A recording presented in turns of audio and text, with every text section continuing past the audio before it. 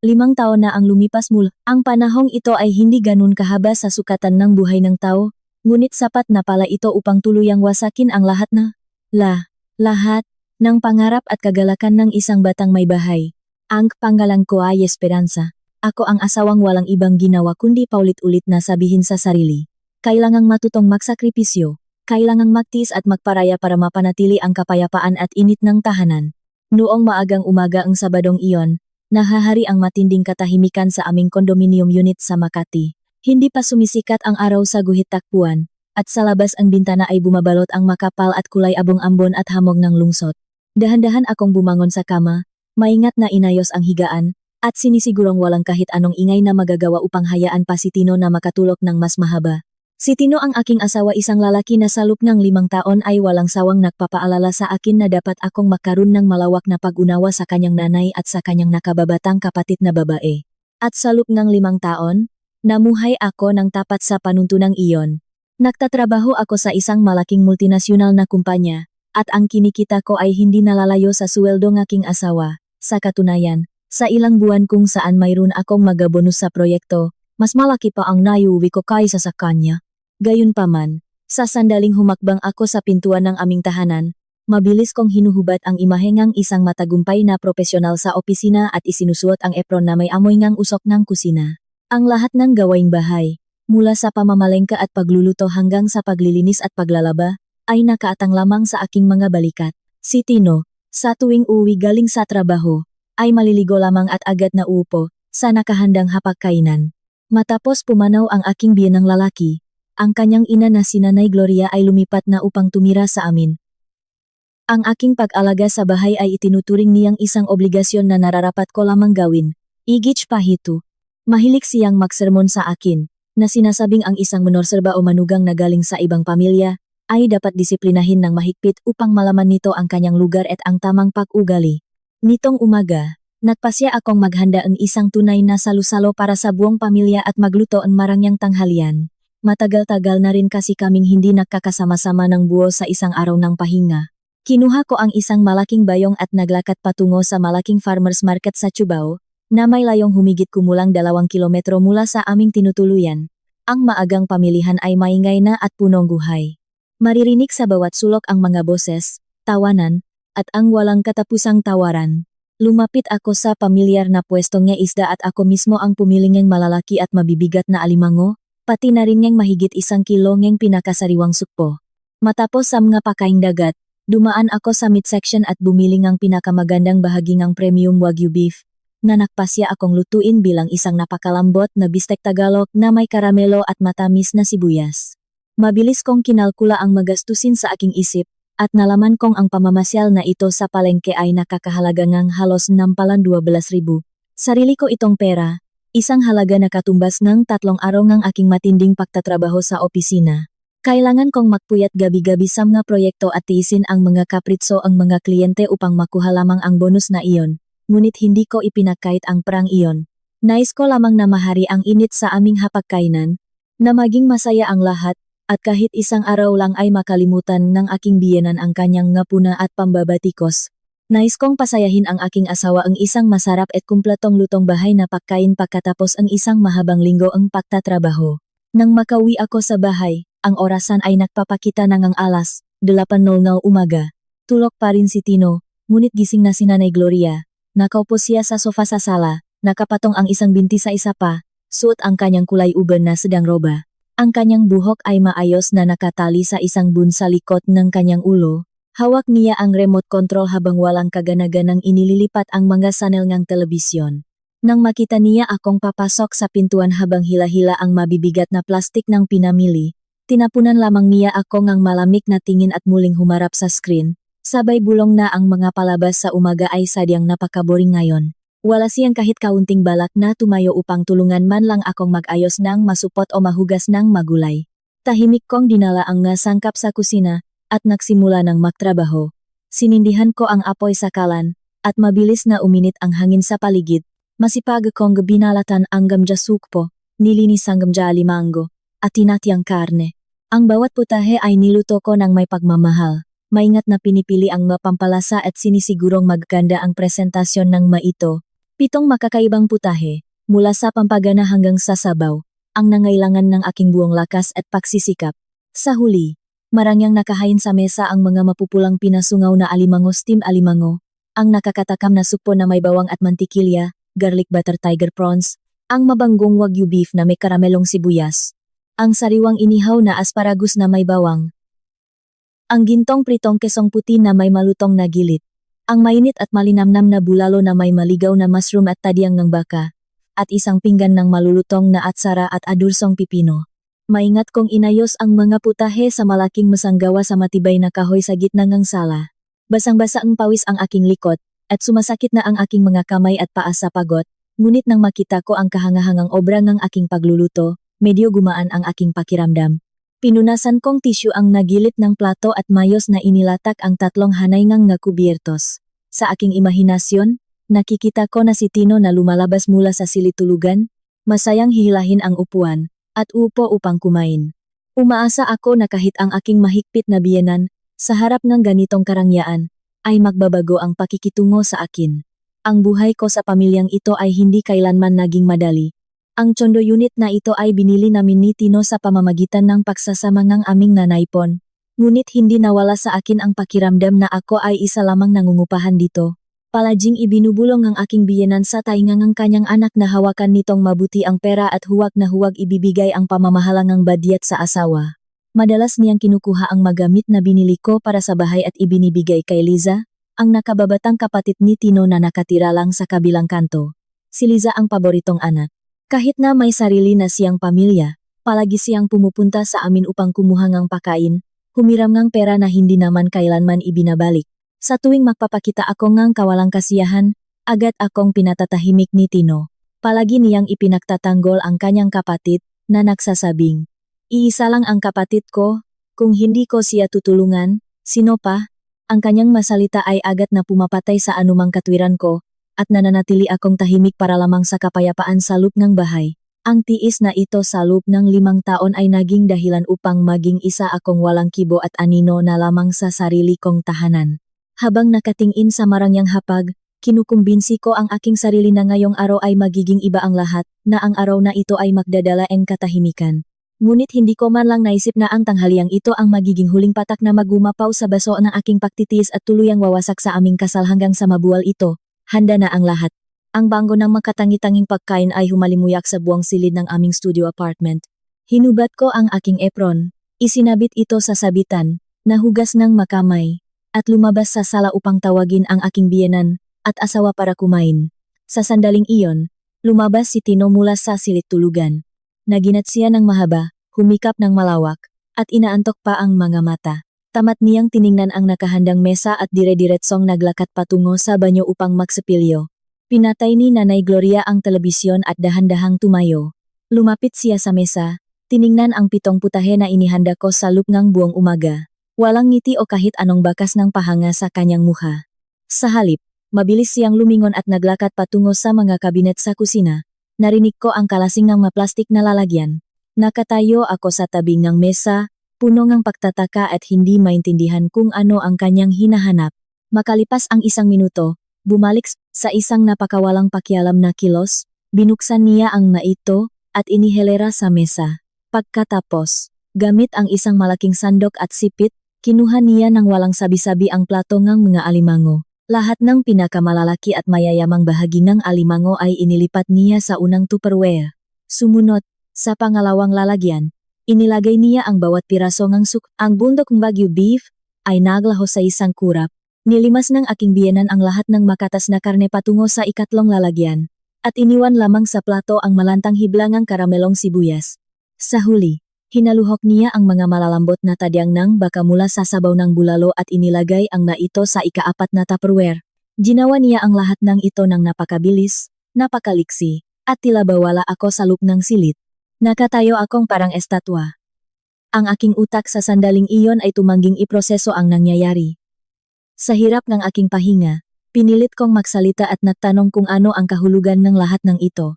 Isinara ni Nanay Gloria ang takip ng 4 na Tupperware, maayos na ipinatong ang naito sa isa't isa, at humarap sa akin na may napakalamig at walang emosyong muka. Ang kanyang boses ay patak, walang bakas ang hiya o kasalanan. Si Liza ay sadyang nangangayayat nitong mga nakaraang araw, maputla pa siyang maglakad, iuwi ko ito sa kanya para naman lumakas ang katawan niya. Kayo na lang ni Tino ang kumain ng asparagus at kesong puti, mabuti yan sa tiyan at magaan pa. Sa damingang karne, sakit lang ang makukuha niyo, walang mabuting may dudulot yan, marami namang pakain sa palengke. Nagtatrabaho kayo, may pra kayo, sa susunod ay makakabili pa kayo. Si Liza naman ay nagpapakapagod sa bahay kasama ang nabata. Saan naman siya kukuhang pambili ng ganitong karangyaan? Dadalhin ko na ito, dahil dadaan din naman ako doon sa kanila. At huwag mo akong tingnan ng ganyan, hindi ako tatanggap ng kahit anong reklamo. Pagkatapos niyang magsalita, humarap siya sa pintuan, naghahandang isuot ang kanyang sapatos at bitbitin ang salansan ng mga Tupperware. Sa malaking mesa, malungkot na naiwan ang 3 putahe, ang inihaw na asparagus, ang malamig na ritong kesong puti, ang pinggan ng atsara, kaunting sabawng bulalo na wala man lang kahit isang hiblang ng karne, at ang manatirang sibuyas sa basyong plato. Ang tanghalian na nakakahalaga ng 15,000 rupulo, kung saan gumising ako sa madaling araw at tumayo ng 3 oras sa harap ng mainit na kalan, ay naging matira-tira na lamang sa isang saglit. Ang aking mambagsisikap, ang aking pagod, ang aking pinahirapang pera ay walang pakundangang niyapakan ng babaeng ito. Ang lahat ng galit, ang lahat ng pait na naipon sa akin sa loop ng mahabang 5 taon, ay biglang sumiklap na parang isang mainit na alon. Naalala ko kung paano hinaluhok ni Liza ang aking kosmetiko nang walang paalam at kinuha ang aking mamahaling pabango na galing pa sa Pransya. Naalala ko kung paano kinuha ang aking biyenan ang sweldo ni Tino at ibinigay sa kanyang kapatid para sa bakasyon nito, habang ang lahat ng bayarin sa kuryente, tubig, at gastusin sa bahay, ay tanging ako lang ang nagbabayad. Naalala ko kung paano palaging kinakampihan ni Tino ang kanyang ina at kapatid, na pinipilit akong tahimik na tanggapin ang anumang pang-aapi. Ang lahat ng natakpong ito ay malinaw na dumaan sa aking isipan. Hindi nila ako kailanman itinuring na kapamilya. Para sa kanila, ako ay isa lamang makina na tagagawa ng pera, isang libreng katulong na hindi kailangang bayaran ng sweldo, at isang walang katapusang balon ng yaman para sa kanilang pinakamamahal na si Liza. Madaling binalewala ng aking biyenan ang simpleng respeto sa aking pagod para lamang sa bulak at hangal na pagpapalayaw sa kanyang may edad ng anak na babae. Dinala niya ang lahat ng pinakamahusay, at iniwan sa akin ang niyapakang dignidad at kawalan. Habang nakatingin sa mga natitirang pagkain, naramdaman ko kung paanong ang huling patak ng aking pagtitiis ay tuluyang nabasak sa libu-libong piraso, ngunit ang aking galit ay hindi lumabas bilang pag-iyak o pagsigaw. Pumasok ito ng malalim sa aking pagkatao, tuluyang tinupok ang anumang pag-asa para sa pagkakasundo. Naging napakatahimik sa loob ng apartment, kung kaya't malinaw kong naririnig ang tunog ng tubig sa banyo kung saan nahihilamos si Tino. Hindi ako umiyak, walang kahit isang patak ng luha ang umagos. Kung dati ay tatakbo ako sa silid tulugan, magkukulong, isusupsop ang mukha sa unan, at iyak sa kawalan ng kapangyarihan, at pagkatapos ay kukumbinsihin ang sarili na bukas ay magiging maayos din ang lahat. Ngunit ngayon, ayoko nang magsinungaling sa sarili ko kahit isang segundo pa. Dahan-dahan akong lumapit sa mesa, iniabot ko ang aking kamay at kinuha ang plato ng asparagus. Nang walang pag-alinlangan, naglakad ako patungo sa sulok ng kusina. Binuksan ang takip ng basurahan, at sa isang mabilis na pakilos ay itinapon ko doon ang lahat ng gulay. Narinig ko ang malinaw at mapurol na lakpak sa ilalim ng basyong plastik ng basura. Kung ang mamamahaling sukpo at wagyu beef ay nandun pa sa mesa, walang paghihinayang na itatapon ko rin ang maito. Ngunit ngayon, asparagus at keso na lamang ang narun. At itinapon ko ang maito nang walang kahit kaunting panghihinayang. Sumunod na lumipat sa basurahan ang magintong piraso ang kesong puti. Isay sa silang naglaho sa basura. Sa huli, kinuha ko ang lalagyan ng atsara at ang natitirang sabaw ng bulalo at ibinuhos ko ang lahat ng ito ng direkta sa lababo, binuksan ang gripo sa pinakamalakas na agos upang mahugasan ang lahat hanggang sa maging malinis. Si Nanay Gloria, na sa sandaling iyon ay nagtatali ng sintas ng kanyang sapatos sa tabing pinto, ay nakarinig ng kakaibang tunog at lumingon. Natigilan siya nang masaksihan ang aking madesididong kilos. Ang kanyang muha ay agad na napuno ang pulang batik ng galit. Itinapon niya ang baknam nga Tupperware sa sahig at parang isang mabangis na hayop na sumugot sa kusina. Nagsimula siyang ikaway ang kanyang mga kamay ng megalit. Sumisigaw na ako ay isang walang utang na loob at makasariling babae na walang kakayahang magpahalaga sa pamilya. Isinama pa niya ang aking mga magulang, na may panunuya pang sinasabi na hindi nila nagawang palakihin ng maayos ang kanilang anak at nagpalaki ng isang matigas ang ulo at makasariling babae. Habang itinuturo akong kanyang daliri, halos magnitngit siya sa galit. Ano ang akala mo sa sarili mo? Walang hiya. Isang mapag-aksayang babae, tagawasak ng tahanan. Sumpain ang bahay na ito mula nang pumasok ka dito. Ang maayos na pagkain ay itatapon mo sa basura? Ginagawa mo ba ito para galitin ako? Para ipakita ang ugali mo? Walang utang na loob at bastos na babae. Tumingala ako at tumitik ng direkta sa nangangalit na gamata ng aking biyenan. Walang takot o ang nakasanayang pagsunod sa aking katauhan. Ang aking tingin ay napakamalamig at tila sa isang estranghero. Dahil walang kakain nito, mas mabuti pang mapunta ito sa basura. Bakit pa iwan ang mga tira-tira at pakalat-kalat sa mesa? Seryoso at mahinahon kong sinabi. Sa mga salitang ito, iniwan ko ang mga basyong plato sa lababo at may tiyak na hakbang na naglakad patungo sa silid tulugan. Tila hindi naniwala ang aking biyenan sa kanyang sariling nga narinig. Natigilan siya ng ilang segundo, pagkatapos ay sumabog sa mas malakas pang paksiga. Nagsimula siyang hampasin ang kanyang ngapalat sa hapagkainan, habang nagpapakawalang ngang sumpa at umiyak na ang manugang ay nangahas na sumagot sa ina ng kanyang asawa. Ang ingay ay umakit sa atensyon ni Tino. Patakbo siyang lumabas mula sa banyo. Ang kanyang mukha ay may natitira pang bulang pang-ahit. Nang makita niya ang naghihiyaw na ina sa gitna ng sala at ang basurahan na punong bagong lutong pagkain, galit na isinigaw ni Tino ang aking pangalan. Enigunich nakapasok, na ako sa silid tulugan at mabilis na narinig ang lagutok eniga kandado mula sa lubi. Ang lahat ng sigawan at kaguluhan sa labas ay tuluyang nahadlangan ng makapal na kahoy na pinto. Nakatayo sa gitna ng aming silid tulugan na napupuno ng aming mapinagsamang gamit, naramdaman ko ang isang pambihirang kalinawan ng isip. Ang aking 5 taong pagsunod ay itinapon ko na sa basurahan kasama ng asparagus na iyon. Walang natirang panghihinayang o sakit sa akin. Sa pinakailalim ng pagdurusa, hindi luha ang matatakpuan kundi ang ganap na kawalan ng pakialam. Ito ang aking nararamdaman ngayon, isang ganap na nagyayalong kawalan na siyang nahari sa lahat ng aking iniisip. Sa wakas ay naintindihan ko na, ang bahay na ito ay hindi ko tahanan. At ang condo unit na ito na nakakahalaga ng 80,000 ribu, kung saan ang malaking bahagi ng perang pinahirapan ko ng may dugo at pawis ay ipinambili, ay naging isang hawla lamang na nakukulong sa aking kabataan at dignidad. Dumating na ang oras upang wasakin ang hawlang ito gamit ang sarili kong nga kamay. Lumapit ako sa kabinet, inabot ang itaas na estante, kinuha ang kulay abong maleta, at maayos na ipinatong ito sa kama. Sa mabilis at tiyak na makilos, binuksan ko ito, inilagay ang ilang hanay ng mapambahay na damit, 3 bestida para sa pag-alis, at ang pinakakailangang personal na gamit. Hindi ako kumuhang anuman na hindi ko mismo biniling sarili kong pera.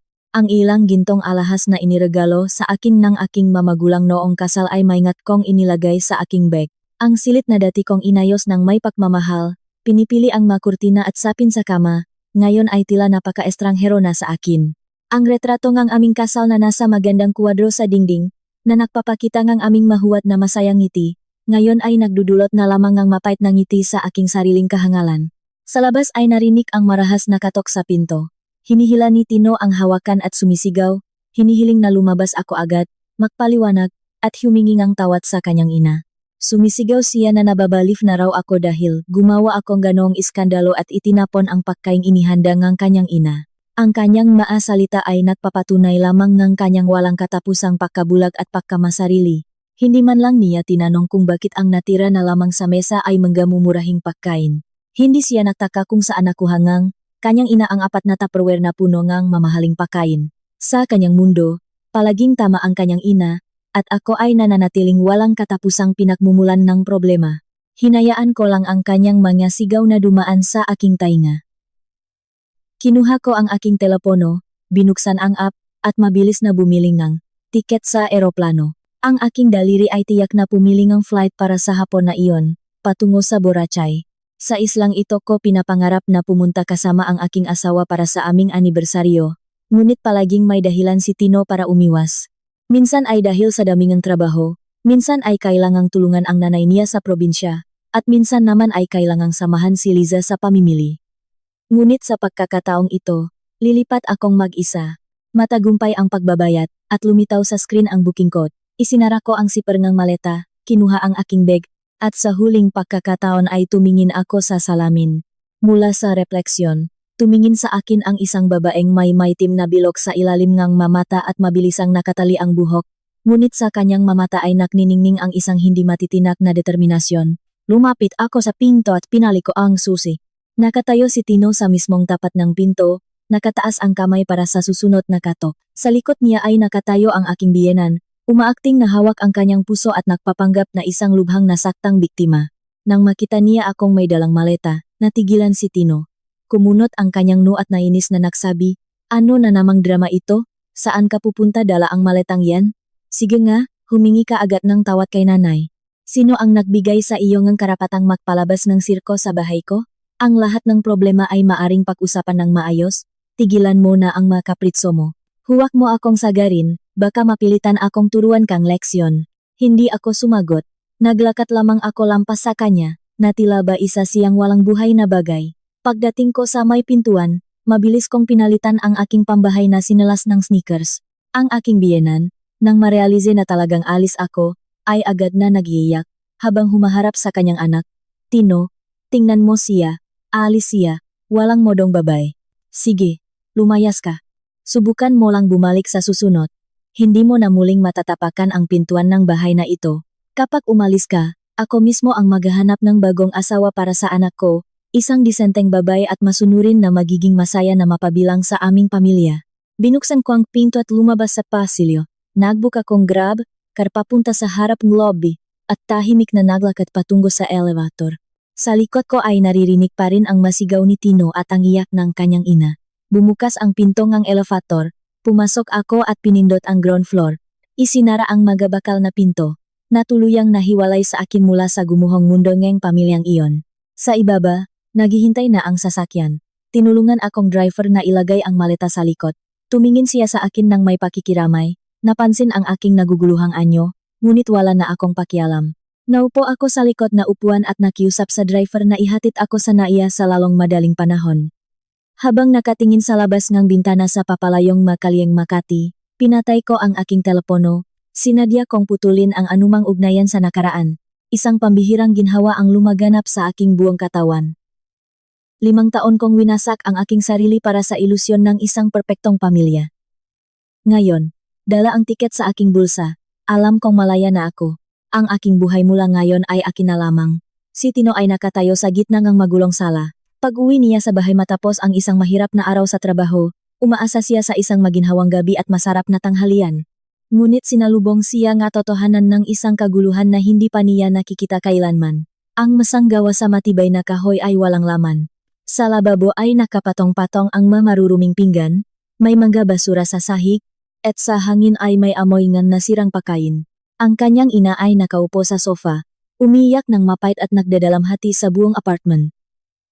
Nang makita ang kanyang anak, agad siyang nag-iyak ng may bagong lakas. "Tino, anak, tingnan mo kung anong uri ng ahas ang inalagaan natin.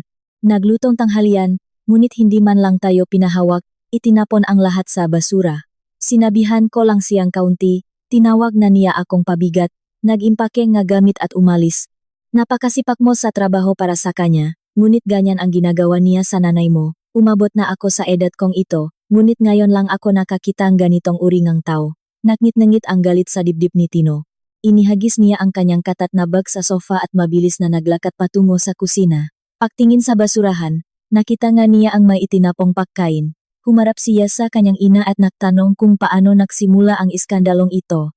Ang ina, habang iniiwas ang kanyang nga mata, ay nagsabi lang siya ng kaunting paalala sa kanyang manugang tungkol sa labis na gastusin, at bilang tugon ay nagwala ito at itinapon ang lahat. Kinuha ni Tino ang kanyang telepono at tinawagan ang aking numero. Nagbabalak na bigyan ako ang isang malaking sermunan. Nagpasya siyang sa pagkakataong ito ay hindi niya ito palalampasin at pipilitin akong bumalik upang lumuhod at humingi ng tawad sa kanyang ina. Ngunit ang tanging sumagot sa linya ay ang operator.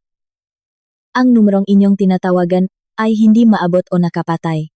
Dahil sa pagkainis, binuksan ni Tino ang fiber upang sumulat ng mensahe sa akin, ngunit lumitaw sa screen ang system message, "Hindi ka maaring magpadala ng mensahe sa user na ito." Binoblok ko siya. Hindi makapaniwala sa kanyang mga mata, sinubukan niyang hanapin ang aking profile sa Facebook, ngunit pareho pa rin ang resulta, wala na ang aking account sa listahan ng kanyang mga kaibigan. Inilagay ko siya sa blocklist. Ang galit ni Tino ay nagsimulang mapalitan ng isang mapurol at nakakatakot na takot. Sa buong 5 taon ng aming pagsasama, dumaan din naman kami sa mga pag-aaway, ngunit karaniwan ay tahimik ko lang nililinis ang bahay, nananahimik, at pagkatapos ng ilang araw ay ako na mismo ang lumalapit para makipag-ayos. Hindi ko kailanman pinapatay ang aking telepono. Hindi ko binoblock ang kanyang makontak, at higit sa lahat ay hindi ako kailanman nag-impake nga gamit. Naglalakad si Tino sa walang lamang sala, hindi alam ang gagawin. Pumasok siya sa silid tulugan. Binuksan ang cabinet ang masabitan ang aking madamit ay walang laman, at wala na rin ang lahat ng aking kosmetiko. Habang nakatingin sa kanyang ina na patuloy na umiyak, naramdaman ni Tino ang pagtubungang isang malamig at malakit na takot sa loob niya. Sa sandaling iyon, tumunok ang kanyang telepono. Lumitaw sa screen ang pangalan niyang kanyang kapatid na si Liza. Mabilis na sumagot si Tino. Ngunit bago pa siya makapagsalita, humingi na agad si Liza ng pera sa isang maarteng tono. Kiko, Tino, kailangan ko agad ng 80,000 para sa bagong bag. May kasal ang kaibigan ko sa Sabado. Hindi naman pwedeng mumurahin ang gamit ko. I-transfer mo na agad, ha? Habang nakikinig sa kapritsong kanyang kapatid sa gitna ngang nagaganap na kalamidad sa bahay, hindi na nakatiis si Tino. Ang lahat ng kanyang naipong galit ay sumabog. Halos isigaw niya sa telepono. Nasisiraan ka na ba ang bait? Nakakagulo ang buhay ko rito. Umalis si Esperanza dala ang magamit niya. Saan ako kukuha ng pera para sa mga bag mo? May asawa ka? Sa kanya ka humingi? Tigilan mo na ang pagsipsip ng pera sa akin. Si Liza, na hindi sanay sa ganoong tono, ay nainis. Nagsabi ngang ilang masasakit na salita sa kanyang kapatid at ibinaba ang telepono. Walang lakas na naupo si Tino sa aming kama. Ang apartment na wala ako ay tila napakalaki, napakalamig, at nakakatakot na estranghero. Ngayon lamang niya napagtanto na ang lahat, mula sa paglalabang ng kanyang mamedyas at paglilinis hanggang sa pagpaplano ng badyet at pagbabayat ang ngabil, ay tanging ako lamang ang gumagawa. Ngayon na umalis ako, ang comfortable at maginhawang mundong ito ay tuluyang naglaho sa loob ng isang araw. Lumapak ang aking eroplano sa eropuerto malapit sa Boracay ng dapit hapon. Sumakay akong bangka at sasakyan patungo sa gitna ng isla. Habang nakatingin sa bintana sa mga hanay ng magapuno ng niyok at sa walang katapusang asul na dagat, naramdaman ko ang pagkawala ng bigat ng maganakaraang araw sa aking katawan. Pagkarating sa resort, mabilis kong inayos ang aking check-in. Ang aking silid ay nasa ika-5 palapak na may maliit na balkonahe na nagpapakita ang isang kamanghamanghang tanawin ng dagat. Sa silid ay may amoy ng kasariwaan at bahagyang aroma ang lemongrass. Humiga ako sa malambot at maputing kama at ipinikit ang aking mata. Dito ay walang sumisigaw na telebisyon ng aking biyenan, walang katapusang kawalang kasiyahan ni Tino. Sa unang pagkakataon sa loob ng 5 taon, naramdaman ko ang lasang ganap na kalayaan. Ang naalaala nga nakaraang taon ay nagsimulang umikot sa aking isipan, na parang nga eksena mula sa isang lumang pelikula. Naalala ko ang aking unang araw bilang isang manugang. Ginising ako ang aking biyenan sa alas 4:00 ng madaling araw, na humihiling na magluto ang isang komplikadong almusal na may iba't ibang putahe para sa buong pamilya. Sinabi niya na iyon ang tamang pamamaraan, at ang manugang ay may obligasyon na pasayahin ang pamilya ng kanyang asawa. At ako naman, bilang isang tanghal, ay sumunod. Nagpapakapagod ako sa kusina hanggang sa mapawisan ng husto, habang si Tino at ang kanyang ina ay masarap na natutulog hanggang tanghali. Naalala ko kung paano dumating si Liza sa aming bahay. Walang pakundangang pumasok sa aming silid tulugan. Hinalugog ang aking lamesa at kinuha ang mamahaling lipstick na binili ko para sa aking sarili gamit, ang aking unang bonus matapos mapromote. Nang hilingin ko na ibalik ang gamit, mayabang na sinabi ni Liza, Esperanza, napakalaki naman ng kinikita mo. Hindi mo ba kayang ibigay ang mumurahing lipstick na ito para sa kapatid ng asawa mo? Si Tino, na nakatayo sa tabi, ay hindi man lang nag-atubili na ipagtanggol ako. Iwinagayway lamang niya ang kanyang kamay. Hayaan mo na, SP, huwag ka nang makipag-away sa maliit na bagay. Pagbigyan mo na si Liza para sa kapayapaan ng pamilya. Ang aking pagbibigay ay nagpalala lamang ng kanilang walang katapusang kasakiman.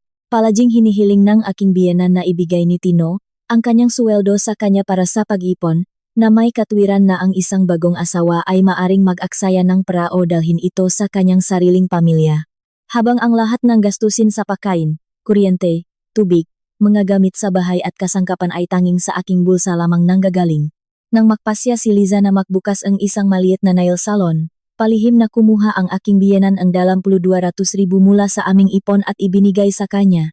Nalugi ang negosyo. Ngunit hindi dong uminto si Liza. Hindi nagtagal, humingi pa siya kay Tino ng 800,000 para sa pagbili ng isang segunda manong kotse, nangangakong ibabalik ito pagkalipas ng isang buwan, ngunit tuluyan nang nakalimutan ang utang.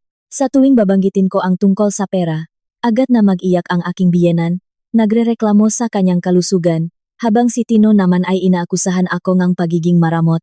Sinasabi niya na isa lang ang kanyang ina at kapatid, at ang pagtulong sa kanila ay kanyang banal na tungkulin. Matagal akong naniwala na ang pag-ibig ay kayang lampasan ang lahat, at ang aking mga sakripisyo ay pahahalagahan din sa huli. Napakalaking aking pagkakamali. Ako mismo ang nagpahintulot sa kanila na alisin sa akin ang simpleng respeto at ang karapatan sa sarili kong opinyon. Para sa kanila, hindi ako asawa o manugang, kundi isang komportableng kasangkapan lamang, at nagpasya akong tapusin na ito. Ang 5 taon ng aking kabataan ay napakamahal na kabayaran para sa aral na ito. Dumating na ang oras upang bawiin ang nararapat sa akin. Ang aking unang umaga sa Boracay ay naging isang tunay na paksilang muli. Nagising ako sa ganap na alas 8:30 ng umaga, isang pambihirang karangyaan para sa isang may asawa. Hindi ko kailangang magmadali patungo sa palengke. Hindi ko kailangang mag-isip ng menu upang masiyahan lamang ang aking biyenan. Lumabas ako sa balkonahe, nilalanghap ang sariwa at malamig na hangin ng dagat. Pumili akong isang magaan na bestida na may maliliit na bulaklak, nagsuot ng manipis na kardigan, at bahagyang nilagyan ng kulay terakota na lipstick ang aking malabi. Sa salamin, nakita ko na ang aking mukha ay sumariwa, at ang makulubot ng pag-alala ay nawala na. Marahan akong naglakad sa tabing dagat, pinagmamasdan ang luntiang paligid ng isla. Pagpasok ko sa isang maliit at komportableng kafe sa ilalim ng mga puno, umorder ako ng isang tasa ng mainit na tsaa at isang masarap na panghimagas. Napakaganda ng pakiramdam. Ninanamnam ko ang bawat higop, nang walang takot na may magrereklamo sa aking pag-aaksaya. Matapos ang isang marahang almusal, bumalik ako sa hotel, kinuha ang aking tablet at nagsimula ng mag-asikaso ng papel. Binuksan ko ang banking app, pumasok sa lahat ng aking mga account at maingat na kinuha ang mga detalyadong bank statement sa nakalipas na 5 taon. Ang mga numero ay hindi nagsisinungaling. Nandun ang lahat. Mula sa malaking transfer na sida 7,200,000 na ibinigay ko bilang paunang bayad, down payment, para sa aming condo unit na nagkakahalaga ng aura 12 million, hanggang sa maliliit na transfer kay Tino, sa aking biyenan, at mga direktang pagpapadala kay Liza. Maayos kong hinati ang mga statement sa mga folder. Pagkatapos, nakipag-ugnayan ako sa aking matalik na kaibigan na si Ate Lenny, na isang kilalang abogado sa mga usaping pampamilya. Mabilis kong ipinaliwanag sa kanya ang sitwasyon, nagtanong tungkol sa proseso ng annulment at paghahati ng ari-arian, dissolution of absolute community property, dahil ang condo ay nakapangalan sa aming dalawa. Si Ate Lenny ay nagpakitang malaking interes sa kaso. Detalyado niyang ipinaliwanag sa akin kung paano kukuha ng nga ebidensya na si Tino ay naglabas ng nga pondo ng pamilya ng walang pahintulot ko para ibigay sa kanyang kapatid. Habang nakaupo sa upuan sa tabing ng bintana, gumawa ako ng isang malinaw na listahan ng nga utang ni Liza na nakakahalaga ng kabuwang 8,800,000. Pinagplanuhan ko ang bawat hakbang ko. Walang magaganap na pampublikong pag-iyak, walang luha, at walang pagmamakaawa para sa patawad. Kikilos ako ng mahigpit sa ilalim ng batas. Ang aking determinasyon na bawiin ang sa akin ay lalong lumalakas sa bawat minuto.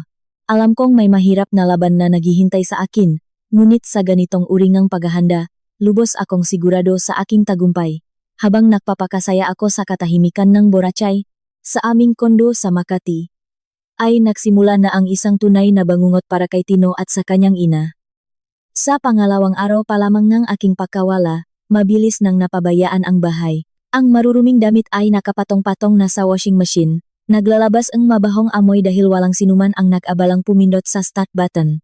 Ang sahig ay napuno nga maruruming bakas ng paa, at sa lababo ay may bundok na nga plato na may natuyong pagkain. Sa paligid ng nga maruruming pinggan ay may malangaw na ring lumilipat. Ang aking biyenan, na sanay na gumising na may nakahandang pagkain sa mesa, ay napilitang mag-asikaso sa kusina. Pagbukas niyang ref, nakita lamang niya ang 2 itlog at ilang lantang gulay. Maagang umalis si Tino para sa trabaho at hindi nag-iwan ng para sa pagkain. Noong una ay nais niyang magpa-deliver ng pagkain, ngunit nang makita ang presyo at ang singil sa pagpapadala, Napabuntong hininga na lamang siya at isinara ang app. Sa huli, napilitan siyang magsaing ng ordinaryong kanin at kumain nito kasama ang pinakuluang itlog. Noong tanghali ay dumating si Liza kasama ang kanyang 2 anak, umaasang makakain ng masarap at busok na pagkain tulad ng dati. Pahakbang pa lang niya sa pinto, napaasim na ang kanyang ilong. Yuk, nanay, bakit ang baho at ang dumi rito? Nasaan si Esperanza? Bakit parang kural ng baboy ang bahay na ito? At walang naglilinis? Tawagan mo siya. Sabihin mo bumalik na siya agad at linisin ang lahat ng ito. Hindi ko kayang manatili sa ganitong kadumihan. Si Nanay Gloria, Nanay Rita na dahil sa pangangailangang magluto ng sarili niyang pagkain, ay sumabog sa galit. Ang asawang kapatid mo ay nakimpake ng maleta at umalis pa nung isang araw. Ako ay isang matanda at may sakit na babae. Hindi ko kayo kayang pagsilbihan habang buhay. Kung napakatalino mo, sige magahit ka ng manggas at ikaw ang maglinis ng tsondo at magluto para sa akin. Dahil wala ka namang ibang alam gawin kundi ang pumunta rito para kumain. Si Liza, napalayawin sa pagmamahal ng ina, ay hindi pa nakakarinig ng ganito kagasgas na salita mula sa kanya. Dahil sa samang look, dinala niya ang kanyang maanak at naglakad patungo sa pintuan, sabay sabing, ang kapatid ko ay isa palang mahina, hindi man lang niya kayang pasunurin ang sarili niyang asawa. Sa gabi, umuwi si Tino na pagod mula sa trabaho. Ngunit sa halip na isang mainit na hapunan, sinalubong siya ang isang maruming tsondo at walang katapusang reklamo ang kanyang ina. Hawak ang kanyang ulo. Naupo siya sa upuan. Naintindihan niya na ang kanyang maginhawang buhay ay natapos na. Ang sumunod na umaga para kay Tino ay nagsimula ng napakapangit. Tumutunog ang alarm clock, ngunit wala siyang lakas na bumangon. Kung wala ang aking pag-alaga, ang kanyang nakasanayang ritual sa umaga ay naging isang kaguluhan. Pagpasok niya sa banyo, nalaman niyang ubos na ang toothpaste, at sa botengang shampoo ay wala nang natira kundi bula. Galit niyang itinapon ang bote sa basurahan at naghilamos na lamang ng malamig na tubig. Sa cabinet, may bago na namang kabiguan na naghihintay sa kanya. Dati, ang lahat ng kanyang makapulo ay plansado ng mayos at nakayos ayon sa kulay, at ang makapantalon ay mayos na nakatupi. Ngunit ngayon, ang tanging magagamit niya ay ang isang may lukot na asul na polo, na hindi pa nga tuluyang natutuyo at may amoy ang amat. Ang nga pagsisikap na iayos ang lukot gamit ang kanyang nga kamay ay walang naging resulta. Suot ang may lukot na damit at maruming sapatos, lumabas si Tino ngang bahay. Napilitan siyang pumasok sa isang convenience store sa tapat, bumili ng instant cup noodles at doon na mismo nagbuhos ng mainit na tubig upang makarating agad sa trabaho. Sa opisina, ang kanyang hindi maayos na anyo ay agad na umakit ng nagtatakang tingin ng kanyang nga kasamahan. Sa maagang pulong ng sales department, hindi makapag-concentrate si Tino, na naging dahilan upang magpasa siya ng ulat na may malalaking pagkakamali sa manumero. Ang manager ng departamento, sa galit nito, ay itinapon ang folder ng mga dokumento sa mesa, at hayagang pinagalitan si Tino, sa harap ng lahat ng empleyado. Binatikos nito ang kanyang kawalan ng profesionalismo at nagbabala na kung maulit pa ito, mawawalan siya ng bonus at ibababa ang kanyang posisyon. Naupo si Tino, nakayuko ang ulo, walang lakas na magsabi ng kahit isang salita para ipagtanggol ang sarili. Sa oras ang tanghalian, mag-isa siyang naupo sa kanyang mesa, walang sigla habang kinakain ang malamig na pagkain binili sa karinderya. Habang ninungiya ang walang lasang pagkain, hindi niya mapigilang maalala ang mabento box na maingat kong inihahanda para sa kanya araw-araw. Ang aking matanghalian ay palaging mainit, masarap, iba't iba ang putahe, at may kasamang sariwang gulay at prutas. Madalas siyang kainggitan ng kanyang nakasamahan, na nagsasabing napakaswerte niya sa kanyang asawa. Ngunit ngumingiti lamang si Tino nun ng may pagmamalaki. Itinuturing ang pag-alaga ko bilang isang bagay na normal lamang. Ngayon ay nalaman na niya kung ano ang halaga ng kaginhawahang iyon. Ang kanyang inisip ay naputol ng tunog ng kanyang telepono. Ito ay mga walang katapusang mensahe mula kay Liza sa Fiber. Patuloy pa rin itong humihingi ng 80,000 para sa bag. Nagrereklamo na ang lahat ng kanyang magkaibigan ay may dalang mamahaling gamit, habang siya, na kapatid ng isang pinuno sa sales department, ay dadalo sa kasal na parang naghihirap. Umakyat ang galit sa ulo ni Tino. Binuksan niya ang kanyang mobile banking app at tiningnan ang balanse ng kanyang account. Ilang libong piso na lamang ang natitira doon. Ang kanyang sweldo noong nakaraang buwan ay ibinigay na niya sa kanyang ina, at ang mabil sa internet, tubig, kuryente, at buwan ng asosasyon ng tsondo ay patuloy na dumarating sa kanyang telepono, dahil hindi ko nabalak bayaran ang mga ito. Mabilis niyang kinalkula ang halaga ng nga obligadong bayarin, at nalaman niyang napakalaki ngang bahaging ito sa budget. Bago ang sandaling ito, Sigurado si Tino na sapat ang kanyang sweldo para sa lahat. Hindi niya kailanman inisip ang tungkol sa mabayarin sa kuryente, tubig, at presyo ng pagkain. Ang lahat ng mga kakulangang pampinansyal ay tahimik kong pinupunan mula sa sarili kong bulsa. Hawak ang kanyang telepon, kaya nagpadala siya ng isang mensahe kay Liza kung saan hiningi niya na tigilan na nito ang pahingingang pera at ibalik agad ang utang para sa kotse. Pagkatapos nito, dahan-dahan niyang ibinaba ang kanyang ulo sa mesa. Sa unang pagkakataon sa loob ng 5 taon, ang lalaking ito na sanay sa ginhawa ay nakaramdam ng bigat ng katotohanang pampinansyal. Naintindihan niya na ang kagalingan at katahimikan ng kanyang pamilya ay nakasalalay lamang sa aking pagtitiis at kabutihang loob. Kung wala ako, ang kanyang buhay ay mabilis na naging magaguho. Sa buong Gapong, hindi na nakapagtrabaho si Chino. Ang aking pakawala sa bahay ay naging isang matinding obsesyon para sa kanya. Naintindihan niya na nakamali siya sa pagsubok sa aking pagtitiis. Ang ginawa ko sa pagtatapon ng pagkain ay hindi isang hangal at maartang kilos, kundi isang pagsabong ng matagal ng naipong sakit. Naisip niya na kailangan niya akong hanapin at ibalik sa bahay, dahil kung hindi, mawawala sa kanya ang lahat. Ilang beses pang sinubukan ni Tino na tawagan ako, ngunit hindi niya ako maabot. Binoblok ang kanyang numero. Ayaw sumuko, lumapit siya sa mesangang kanyang kasamahan na si Dindo, na naupo sa kabilang hilera. Sa isang malungkot na mukha, nakiusap si Tino na makihiram ng telepono upang gumawa ang isang urgent na tawag. Ibinigay ni Dindo ang kanyang telepono nang walang maraming tanong. Mabilis na lumabas si Tino sa tahimik na pasilyo malapit sa fire exit, gamit ang nanginginig na mga daliri. Pinindot niya ang aking numero, na alam niya sa kanyang isip. Nakaroon ng mahabang tunog ang pagtawag. Paulit-ulit niyang inisip sa kanyang utak ang masalita ang pahingi ang patawad, nagpasiyang amuin ako sa malambot na tinik, mangangakong pagsasabihan ang kanyang ina at hihilingin na bumalik na agad sa bahay. Sigurado siya na sa sandaling marinig ko ang kanyang boses, makbabaho ang aking desisyon. Sa ika-4 na pagtunog, sinagot ang tawag. Ang aking boses ay malinaw at tahimik, walang bakas ng emosyon. Hello. Nang marinig ang aking boses, mabilis na nagsalita si Tino, naghalo ang magasalita ng pagpapaliwanag at bahagyang pambabatikos. SP, ako ito, si Tino. Nasaan ka ba talaga?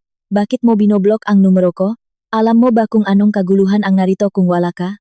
Nakasakit si nanay dahil sa pag-alala. Tigilan mo na ang magakartean mo, sapat na ang pagtatampo. Bumili ka na ang tiket at bumalik ka na rito sa bahay. Hindi ko na babanggitin ang nangyari sa pagkain, kalimutan na natin ang lahat.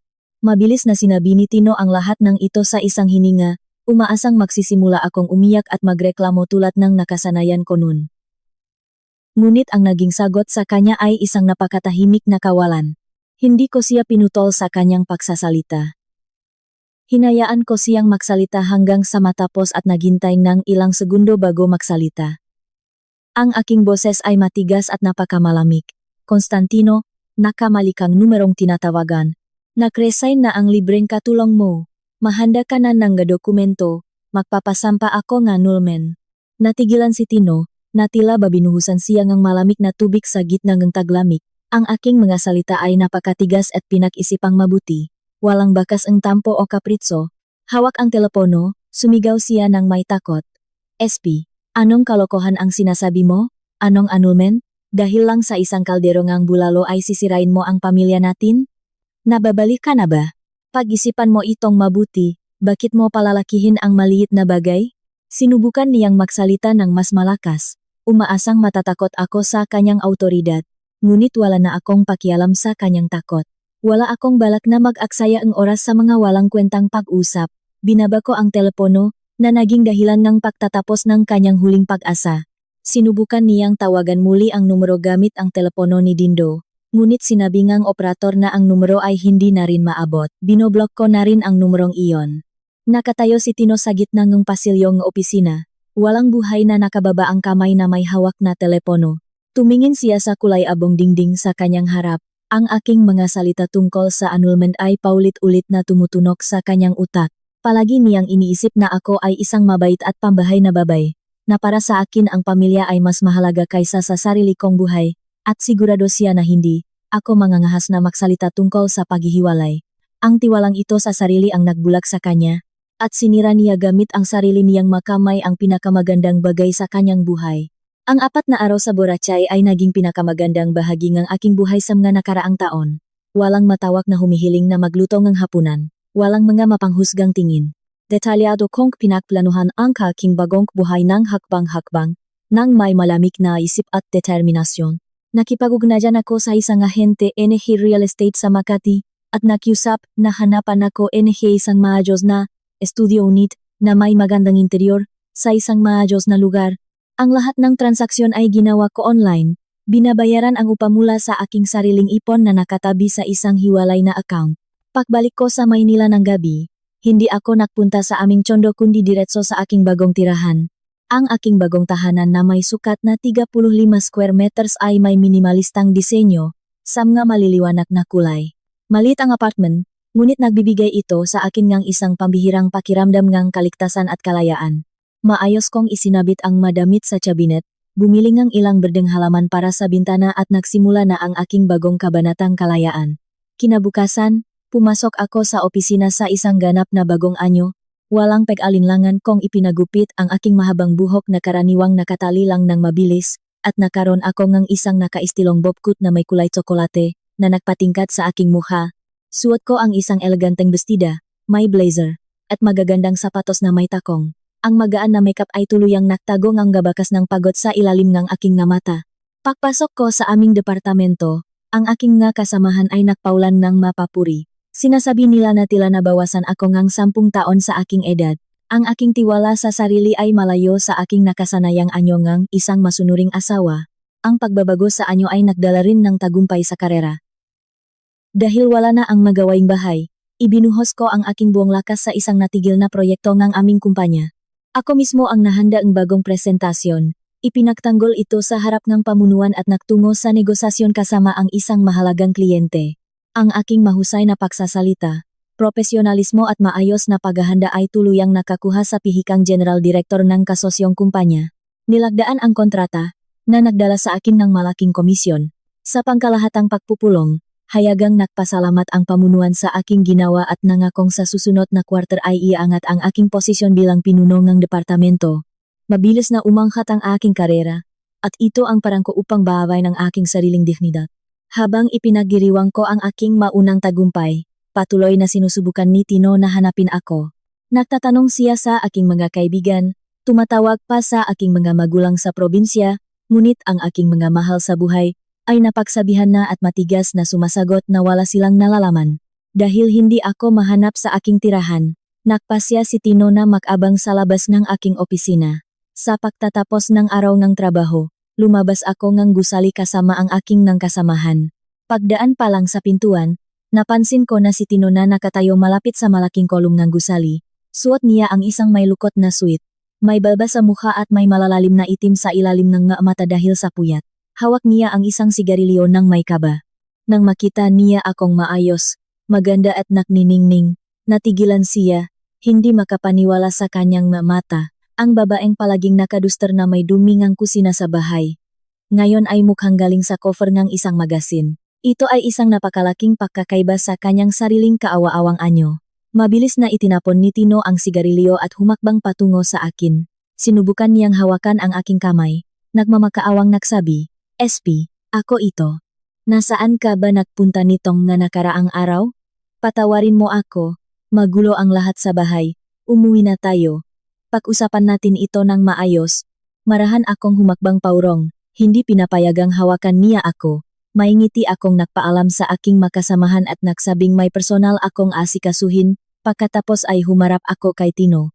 Ang aking tingin ay napakatahimik at napakamalamig. Habang pinapanatili ang distansya, tahimik kong sinabi, malinaw ko nang sinabi ang lahat sa telepono, ang lahat ng ating susunod na pag-usap ay dadaan na lamang sa mga abogado. Wala na akong babalikan sa iyo. Huwag ka nang pumunta rito sa aking trabaho, kung hindi ay tatawag akong security. Pagkatapos kong magsalita, lumingon ako at sumakay sa dumating na grabcar. Sinubukan ni Tino na humakbang patungo sa akin, ngunit ang ingay ng kalsada ay humadlang sa kanya. Habang nakatingin sa rearview mirror, nakita ko ang kanyang nalilitong anyo na nakatayo sa gitna ng maingay na kalye. Ang aking dignidad ay nakbalik na sa akin, at hindi ko nahahayaan ang sinuman na tapakan muli ito. Sa aming tsondo na nakakahalaga ng 15,000 ribu, ang sitwasyon ay lalong naging kritikal. Ang aking biyenan, na hindi na kaya ang simpleng pagkain at kaguluhan sa bahay, ay tinawag si Liza upang gumawa ng plano para sa aking pagbabalik. Nagmungkahi si Liza ng isang planong sa tingin niya ay walang sable.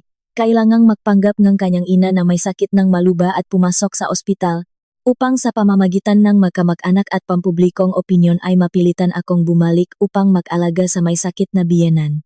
Kinabukasan ng umaga, nagsimula na si Nanay Gloria na umarte na sumasakit ang ulo at nahihilo. Humiga siya sa kama, nahihirapan daw huminga at patuloy na umiyak. Natakot ng husto si Tino. Lumiban siya sa trabaho at tumawag ng ambulansya na nagdala sa kanyang ina sa pinakamalapit na ospital. Sinuri siya nga doktor, kinuha ang kanyang presyon at gumawa ng mga pagsusuri. Ang desisyon ng doktor ay simple, kaunting panghihina ang katawan dahil sa hindi mayos na pagkain. Binigyan siya ang nga bitamina at pinanatili ang isang araw para sa obserbasyon. Gayunpaman, matigas na tumanggi ang aking biyenan na lumabas ng ospital. Humiga siya sa ward, sumisigaw sa harap ng ibang mapasyente, nagrereklamo sa kanyang malungkot na tadhana at sa walang utang na loob na manugang na iniwan ang may sakit na inangang asawa nito.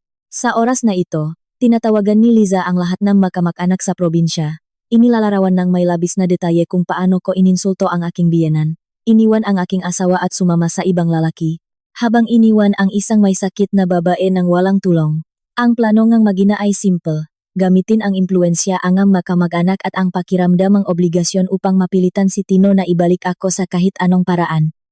Sa telepono ni Tino ay sunod-sunod na dumating ang magalit na tawag mula sa matito at tita.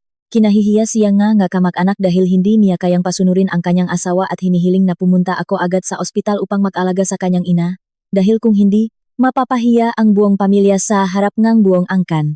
Dahil sa panggigipit ng lahat, kinuha ni Tino ang telepono ni Liza at sumulat ng isang mahabang mensahe sa akin, kung saan sinabi niya na ang kanyang ina ay nasa ICU sa malubhang kondisyon at hinihiling na kalimutan ang lahat ng tampo at magdala agad ng sabaw at mga gamit sa ospital. Nagbanta pa siya na kung hindi ako pupunta, gagawa siya ng iskandalo sa aking trabaho at ipapahiya ako sa buong lungsod. Nang matanggap ko ang mensaheng ito mula sa pamilyar na numero ni Liza, agad kong naintindihan ang murang palabas na ito. 5 taon na ang nakalipas, kung narinig ko ang tungkol sa sakit ng aking biyenan, iiwan ko ang lahat, tatakbo sa ospital, babayaran ang pinakamagandang gamot at ako mismo ang magpapakain sa kanya ng sabaw gamit ang kutsara. Ngunit ngayon, wala kahit kaunting takot o pakiramdam ng kasalanan sa aking puso. Napakalinaw ng kasinungalingan ng mataong ito. Hindi ko binoblock si Liza o nakipag-away sa kanya. Sa halip, binuksan ko ang isang delivery app.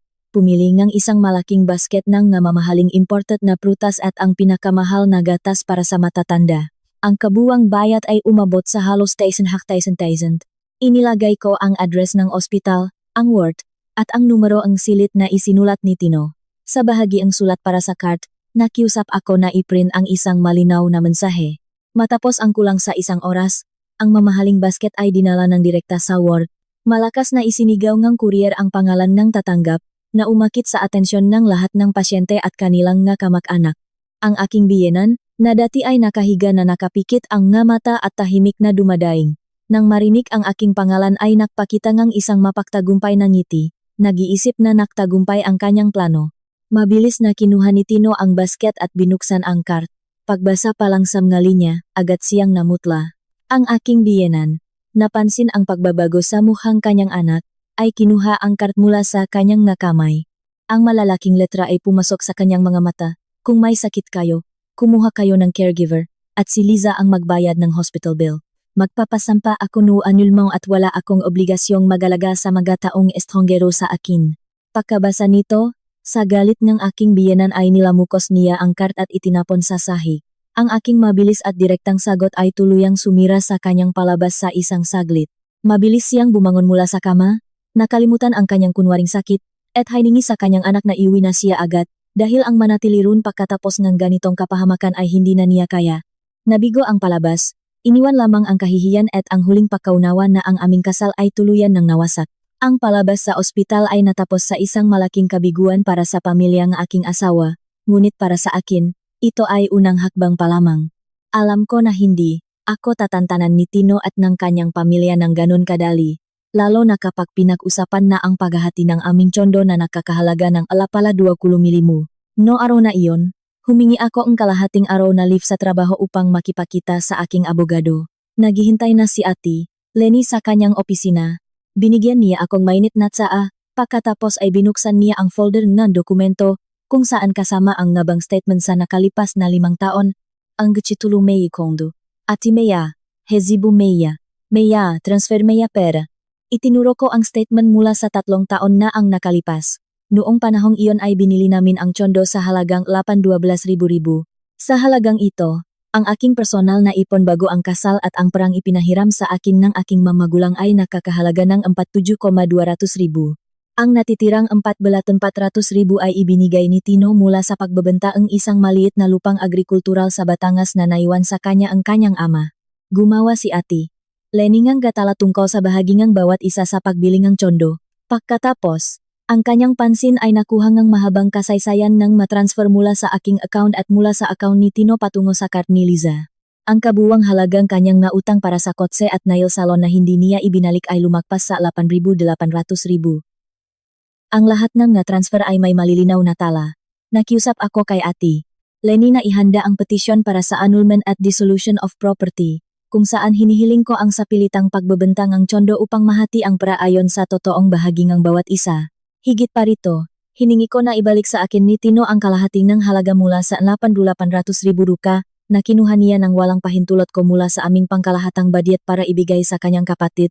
Mahusay ang naging trabaho ni Ate Lenny.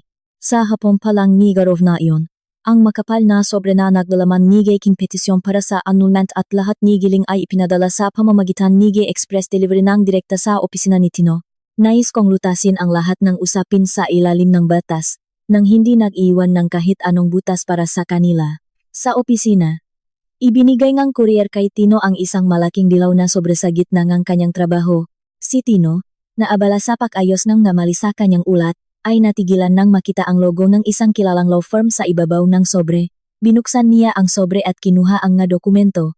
Sa unang pahina pa lamang, ang malalaking letra ay nakasulat, Petition for Annulment of Marriage and Partition of Properties. Paglipat ng pahina, nakita niya ang detalyadong talahanayan ng pahahati ng ari-arian at mga obligasyon sa utang na nakasulat hanggang sa huling sentimo. Nang makita niya ang hiling na hatiin ang kondo ayon sa tunay na ambag at ibalik ang kalahating utang ni Liza na nakakahalaga ng 4,000,000, ang kanyang mukha ay napuno ng galit. Hindi niya akalay na lalapitan ko ang usaping ito sa isang napakasistematiko at malamig na paraan, na nakapangolekta ng napakaraming ebidensya. Hanggang sa huli ay naniniwala siya na ako ay isang mabait at walang labang babae na iyak lamang at patatawarin ang lahat. Ngunit ang malamig na papel na ito ay tuluyang sumira sa kanyang nga ilusyon. Ang galit ay nakpabulak sa kanyang isip. Sa tinding galit, pinunit-punit ni Tino ang petisyon sa maliliit na piraso sa gitna mismong opisina. Galit niya ang sinabi sa sarili na hinding-hindi siya pipirma sa kahit anong papel. Inisip niya na kung hindi siya sasang-ayon, hindi ko may bebenta ang tsondo at hindi mahahati ang pera. At sa huli ay mapipilitan akong lumapit sa kanya upang makiusap. Ngunit walang alam si Tino sa batas. Ang kanyang hinawang pakpunit sa makapapel ay hindi makakapihal sa nagsimula ng proseso sa korte. Ipinakita lamang nito ang kanyang kawalan ng kapangyarihan at takot sa harap ng hindi maiwasang pagkawalan ng lahat ng mayroon siya. Ang hindi pagsang-ayon ni Tino sa madokumento ay inaasahan na namin. Sinabihan ako ni Ate Lenny na manatiling tahimik at maghintay na tanggapin ng korte ang kaso. Ang aming maebidensyang pampinansyal ay higit pa sa sapat. Gayunpaman, ang aking biyenan at si Liza ay hindi maaring maupo lamang ng walang ginagawa. Nang iwi ni Tino ang mga pinunit na papel sa bahay at sabihin na hinihingi ko ang paghahati ng tsondo at pagbabalik ng pera, natakot ng husto ang dalawang babay, nang hihinayang silang mawala ang karapatan sa isang mamahaling tsondo. Higit pa rito, natakot ng husto si Liza na ang utang na 8,800,000 ay ibato ng direkta sa kanya. Nakmungkahi si Liza ang plano sa kanyang ina na pumunta ng direkta sa aking opisina at gumawa ng isang pampublikong iskandalo upang mapilitan akong mahiya at bawiin ang kaso. Kinabukasan, sa oras ng tanghalian, bumababa ako sa lobi ng aming opisina kasama ang aking nakasamahan. Pagkarating pa lang namin sa labasan, nakarinig ako ngang sigaw. Ang aking biyenan at si Liza ay nag-abang sa akin sa tapat ng pinto. Nang makita ako, sumigaw si Nanay Gloria at tumakbo pasulong. sabay higas sa makintap na marmol na sahig ng lobby. Nagsimula siyang umiyak ng malakas at sumigaw sa buong lobby, na umakit sa atensyon ng dose-dosenang na tao. Mga kapwa ko Pilipino, tingnan niyo ang walang hiya at walang utang na loob na babaeng ito. Pinagugutom ang kanyang asawa. Pinalayas kami sa bahay. Iniwan ang kanyang may sakit na biyenan sa ospital, hindi man lang dinala. At ngayon dahil sa kasakiman ay ipinapabenta ang tsondo upang palayasin kami sa kalye. Walang hiya.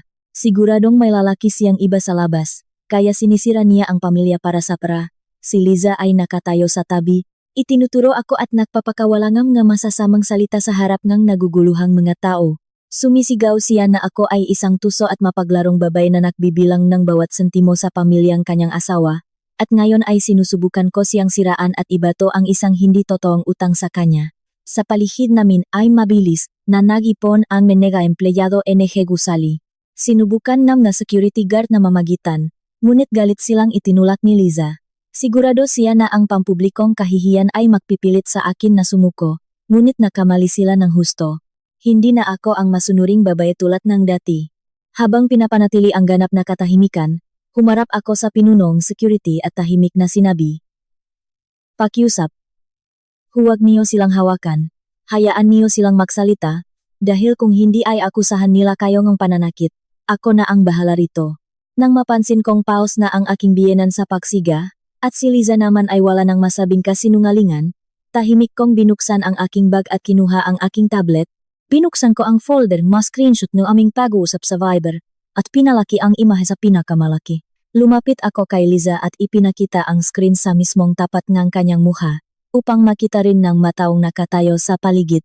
Sa screen ay nakniningning ang kanyang mamensahe, kung saan nagmamakaawa siyang magpadala akong pera para sa pagbili ng bag para sa bakasyon, pati na rin ang mensahe ni Tino na nagpapatunay na kumuha siya ng pera mula sa aming ipon para sa pagbili ng kanyang kotse na may pangakong ibabalik agad ito.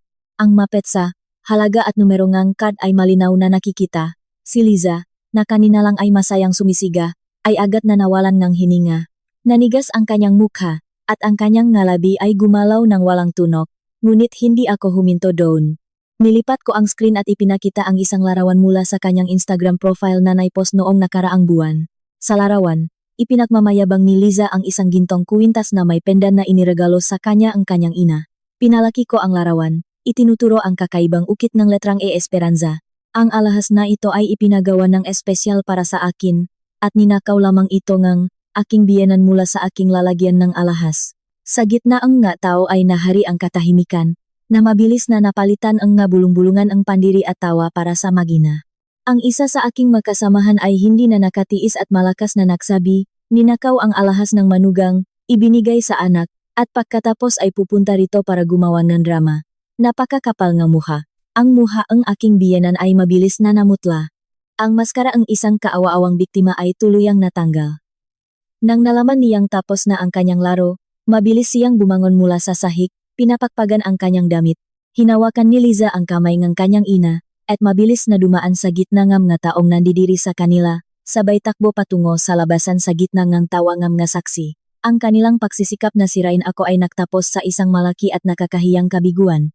Pagkatapos ang nakakahiyang pangyayari sa labas ng opisina, ang aking biyenan at si Liza, na puno ng galit, ay bumalik sa bahay. Sa gabi nga araw na iyon, umuwi si Tino sa napakasamang pakiramdam. Ang mga problema sa trabaho ay patuloy na lumalaki dahil sa kanyang kawalan ng konsentrasyon, at ang hindi maiwasang annulment ay nakabitin sa kanyang ulo. Pagpasok pa lang niya sa pintuan, agad siyang sinugot ng kanyang ina at kapatid ng may mga sigaw. Sinabi nila kung paano ko sila ipinahahiya sa harap ng maraming tao, ngunit itinago nila ang katotohanan na ipinakita ko ang ma-screenshot ng kanilang mautang at ang ninakaw na alahas. Hininging aking biyenan na pumunta si Tino sa akin at saktan ako, upang ibalik ang nawalang karangalan ng pamilya.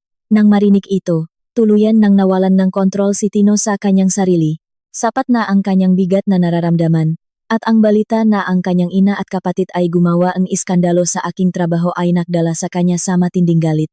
Alam na alam niya kung gaano ko pinahahalagahan ang aking karera. Ang kanilang ginawa ay tuluyang sumira sa anumang pagkakataon ng pagkakasundo na sinusubukan niyang isalba. Sa tinding galit, itinapon niya ang kanyang bag sa sahig, na naging dahilan upang manginig ang dalawang babae, sabay sigaw ni Tino sa kanyang kapatid.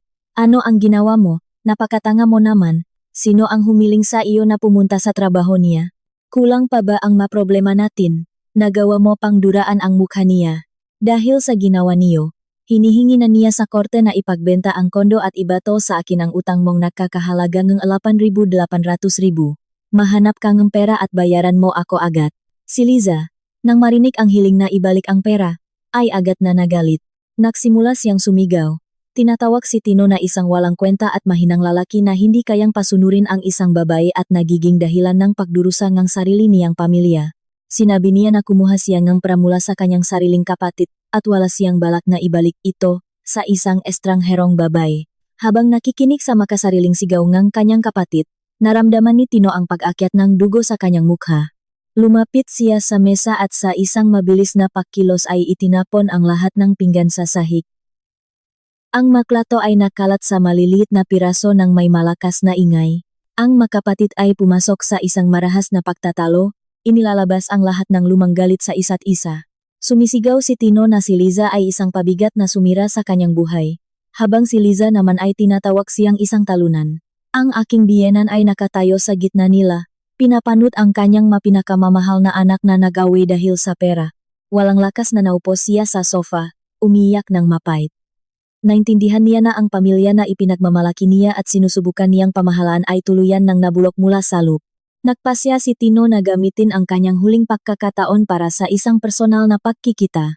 Dahil sa impormasyon mula sa courier service na nagdala ng petisyon, nalaman niya ang address ng aking bagong inupahang tsondo. Sa gabing iyon, may malakas na ulan na bumabagsak sa Makati. Nakatayo si Tino sa tapat ng entrance ng aking gusali sa ilalim ng malamig na ulan, umaasang makakahingingang kapatawaran. Humigit kumulang alas, 9:00 gabi, inihatid akong grabcar mula sa trabaho. Binuksan ko ang aking payong at lumabas ng sasakyan, nagbabalak na mabilis na pumasok sa lobby, nang biglang lumitaw sa aking harap ang anyo ni Tino. Basang-basa siya ng ulan, ang buhok ay nakadikit sa kanyang noo, at ang kanyang may lukot na polo ay nakadikit sa kanyang katawan. Ang kanyang mukha ay payat, at sa kanyang ngapulang mata dahil sa pagod at alak ay makikita ang ganap na kawalan ng pag-asa. Iniabot niya ang kanyang mga kamay. Sinusubukang hawakan ang aking mga balikat, ngunit mabilis akong humakbang paurong upang mapanatili ang ligtas na distansya. Nanginginig ang boses ni Tino, may tono ng pagmamakaawa na hindi ko pa narinig sa kanya kailanman. SP, pakiusap, patawarin mo ako, napakatanga ko, nangangako ako, magiging iba na ang lahat ngayon. Pauwin ko na sinanay sa probinsya, at hindi ko nabibigyan si Liza kahit isang sentimo. Ang buong sweldo ko ay ibibigay ko sa iyo, gawin mo ang gusto mo rito. Bawin mo lang ang petisyon, magsimula tayo muli, pakiusap. Nakatayo ako sa ilalim ng payong, nakikinig sa tunog ng ulan at sa mapangakong lalaki na naging asawa ko noon. Walang galit o saya sa aking puso dahil sa kanyang pagpapakabababa. Habang nakatingin sa kanyang kaawa-awang anyo, nakaramdam lamang ako ng kawalan at kaunting awa. Tumingin ako ng direkta sa kanyang mamata at tahimik na nagsabi sa gitnang tunog ng ulan. Tino, 5 taon kitang binigyan ng pagkakataon. Tigilan mo na ang mga walang kwentang pangako. Ang mataong katulad mo ay hindi na nagbabago. Ang pagkain na nakakahalaga ng antan 15,000 na kinuha ng iyong ina, at ang mangga na tira na itinapon ko sa basura, ay ang simbolo ng aking nararamdaman para sa iyo. Ang bagay na napunta na sa basura, hindi na ibinabalik sa mesa. Tumigil ako sandali, pinapanot kung paano tuluyang nawala ang pag-asa sa kanyang nga mata, at idinagdag ko, umalis ka na. Ang lahat ng usapin ngayon ay lulutasin ng korte. Maghintay ka na lang ang patawa. Lumingon ako at pumasok sa mainit at tuyong lobby ng gusali, nang hindi man lang lumingon sa likod. Sa likod ko ay naiwan ang gumuguhong mundo ni Tino at ang malamig na ulan ng Maynila. Ang kanyang huling pagmamakaawa ay hindi na kayang buhayin ang bagay na matagal nang pumanaw. Ang aking hinaharap ay nasa aking harap at doon ay wala ng lugar para sa kanya. Ang proseso sa korte para sa aming annulment ay hindi naging madali sa simula. Sa unang bahagi ng pagdinig, naging matigas ang ulo ni Tino. Tumanggi siyang sumang-ayon sa annulment. Sinusubukang kumbinsihin ang korte na ang aming problema ay isang ordinaryong pag-away lamang ng mag-asawa na nangyayari sa bawat pamilya, at walang malubhang nangyari. Dumalo pa nga ang aking biyenan sa pagdinig. Nakaupo sa likod na upuan, patuloy siyang sumasabat. Inaakusahan ako ng pagiging makasarili at sinasabing iniwan ko ang aking asawa sa mahirap na panahon para lamang sa paghahati ng ari-arian. Sa buong proseso, nanatili akong tahimik, hinahayaan ang aking kaibigan at abogado na si Ate, Lenny na magsalita. Ang aking malamig na determinasyon ay nagdulot ng takot kay Tino. Nagsimula siyang magbago ng diskarte, mula sa mahiling patungo sa maumiyak na pangako na magbabago. Ngunit ang kanyang masalita ay walang halaga para sa akin. Nang nalaman ng korte na hindi na maaari ang pagkakasundo, nagsimula na ang pagdinak sa kaso. Ang hangin sa loob ka korte ay napakabigat. Ang pinakamahirap na usapin ay ang paghahati ng ari-arian. Hiningi ni Tino na hatiin ang aming tsondo ng tumpak sa kalahati at tumanggi siyang ibalik ang utang ng niyang kapatid. Sinasabi niya na sa panahon ng kasal, ang lahat ng kinikita ng mag-asawa ay tinuturing na pag-ari ng komunidad, absolute community property, kaya ang kanyang pagtulong sa kanyang kapatid ay ganap na legal. Inilarawan pa niya ako bilang isang maramot na asawa na nagbibilang ng bawat sentimo. Nang ibigay ang pagkakataon sa aming panik, tumayo si Ate Lenny nang may tiwala sa sarili at nakpakita ang malalakas na ebidensya sa korte. Ibinigay niya sa hukom ang mga folder ng detalyadong bank statement mula sa aking mga account sa nakalipas na 5 taon. Ang nga numero ay malinaw na nagpapatunay na ang lahat ng gastusin sa bahay, kuryente, tubig, internet at pag-ayos ay tanging ako lamang ang nagbayad. Sumunod, isinama ni Ate Lenny sa kaso ang naprintot ng pag-usap sa Fiber, kung saan inamin ni Tino na kumuha siya ng pera mula sa aming pangkalahatang account ng palihim upang ibigay kay Liza para sa kotse. Nagpakita rin siya ng resibo ng transfer sa pangalan ng aking nakababatang kapatid sa kasal. Malinaw na inilatak ni Ate Lenny ang bahagi ng bawat isa sa pagbili ng tsondo, na nagpapatunay sa pamamagitan ng nga dokumento na ang aking akalima 7,200,000 ay aking personal na ipon bago ang kasal at regalo mula sa aking mamagulang. Gayunpaman, ang pinakamalaking hambalos ay inihanda ni Ate Lenny bago maglabas ng desisyon ang korte. Nakiusap siya na magtanong ng ilang direktang katanungan sa nasasakdal. Humarap siya kay Tino, at sa isang matigas at tiyak na boses ay nagsabi sa buong silit, "Ginoong Tino, ang aking kliyente ay may hawak na lahat ng ebidensya na ang iyong kapatid na si Liza ay kumuha ng malaking halagang pera at sinadyang umiwas sa pagbabalik nito. Kung ngayong araw ay hindi ka kusang sasang-ayon na ibalik sa aking kliyente ang 54,000,000 mula sa iyong bahagi sa tsondo, agad kaming magsasampang ng kasong estafa laban kay Liza sa piskalya. Sa mga hawak naming ebidensya, ang kanyang ginawa ay madaling makakategorya bilang panloloko o estafa sa malaking halaga, na may kaparusahan sa ilalim ng batas, at ang iyong kapatid ay maaring makulong. Pag-isipan mo itong mabuti." Nang mabanggit ang tungkol sa kasong kriminal at ang posibilidad na makulong si Liza, mabilis na namutla si Tino. Alam na alam niya na walang pera ang kanyang kapatid para sa maabogado at pagbabalik ng utang, at hindi niya maaring payagan na makulong ito. Ang ginawa ni Ate Lenny ay tumama sa pinakamahina niyang bahagi. Ang kanyang kunwaring tiwala sa sarili ay tuluyang nawala.